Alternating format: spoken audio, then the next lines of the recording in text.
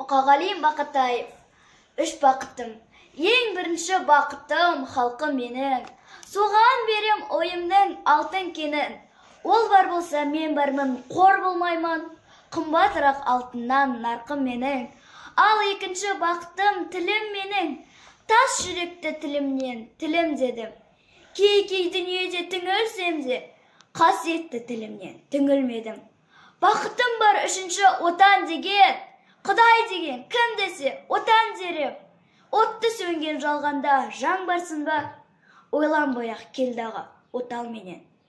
Түтін түтет, өс өрбі, көгере бер, немерелер көбесін, шөберелер.